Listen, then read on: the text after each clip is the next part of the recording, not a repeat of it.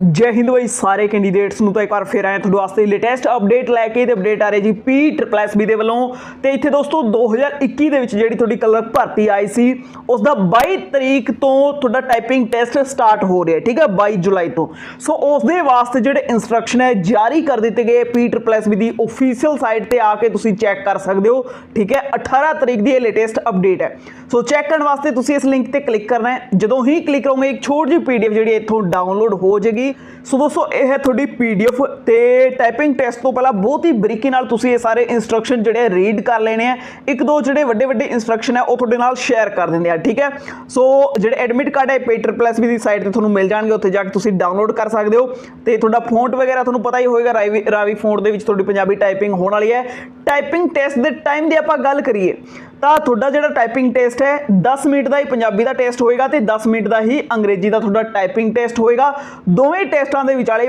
5 minute ਦਾ time ਤੁਹਾਨੂੰ ਦਿੱਤਾ ਜਾਵੇਗਾ ਠੀਕ ਹੈ ਤੇ ਟੈਸਟ ਕਲੀਅਰ ਕਰਨ ਵਾਸਤੇ ਘੱਟੋ ਘੱਟ 30 ਵਰਡ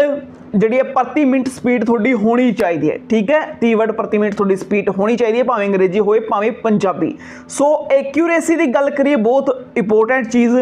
ਐਕਿਊਰੇਸੀ ਜਿਹੜੀ ਇਹਨਾਂ ਨੇ ਮੰਗੀ ਹੈ 92% ਮੰਗੀ ਹੈ ठीक है जे तुसी 92% एक्यूरेसी दे नाल 30 वर्ड प्रति मिनट टाइप कर देंदे हो तो तुहाडा इत्थे टेस्ट जिहड़ा क्वालीफाई मन्निया जाएगा ठीक है इस तो इलावा एक होर इंपोर्टेंट इंस्ट्रक्शन उंज तां इन्हां ने कहा कि असीं वधिया तुहाडे वास्ते व्यवस्था करी है बट फिर भी तुसी आपदा जिहड़ा कीबोर्ड लेके जाना चाहुंदे हो तां लेके जा सकदे हो शर्त है कि तुहाडा जिहड़ा कीबोर्ड है वो वायर वाला होए ठीक है वायरलैस कीबोर्ड जिहड़ा नहीं चलेगा USB टाइप जिहड़ा कीबोर्ड है तुसी लेके जा सकदे हो कोई दिक्कत वाली गल नहीं जिस दे उत्ते तुसी प्रैक्टिस कर ਉਹ ਲੈ ਕੇ ਜਾ ਸਕਦੇ ਹੋ ਠੀਕ ਹੈ ਜਿਸ ਦੇ ਉੱਤੇ ਤੁਹਾਡਾ ਹੱਥ ਜਿਹੜਾ ਉਹ ਜੱਚਿਆ ਹੋਇਆ ਉਸ ਦੇ ਨਾਲ ਤੁਸੀਂ ਆਪਦੀ ਟਾਈਪਿੰਗ ਟੈਸਟ ਦੇ ਸਕਦੇ ਹੋ ਸੋ ਕੁਝ ਵੱਡੇ ਵੱਡੇ ਇਨਸਟਰਕਸ਼ਨ ਮੈਂ ਤੁਹਾਡੇ ਨਾਲ ਸ਼ੇਅਰ ਕਰ ਦਿੱਤੇ ਬਾਕੀ ਤੁਸੀਂ ਇਹ PDF ਜਿਹੜੀ ਹੈ ਬਹੁਤ ਹੀ ਆਰਾਮ ਨਾਲ ਬਹੁਤ ਹੀ ਬਰੀਕੀ ਨਾਲ ਰੀਡ ਕਰ ਲੈਣੀ ਹੈ ਤੇ ਸਾਰੇ ਜਵਾਨਾਂ ਨੂੰ ਗੁੱਡ ਵਿਸ਼ੇਜ ਵਧੀਆ ਪਰਫਾਰਮ ਤੁਸੀਂ ਕਰਕੇ ਆਣਾ ਹੈ ਤੇ ਉਮੀਦ ਆਹੀ ਹੈ ਕਿ ਤੁਹਾਨੂੰ ਕਾਫੀ ਟਾਈਮ ਮਿਲ ਗਿਆ ਹੁਣ ਤੱਕ ਸਾਰੇ ਜਵਾਨਾਂ ਦੀ ਜਿਹੜੀ ਟਾਈਪਿੰਗ ਹੈ ਉਸ ਦੀ ਸਪੀਡ ਕਾਫੀ ਵਧੀਆ ਹੋਏਗੀ ਸੋ ਵਧੀਆ ਪਰਫਾਰਮ ਕਰਨਾ ਹੈ ਕੋਈ ਤੁਹਾਡਾ ਸਵਾਲ ਹੋਏ ਡਾਊਟ ਹੋਏ ਕਮੈਂਟ ਕਰਕੇ ਪੁੱਛ ਲਿਓ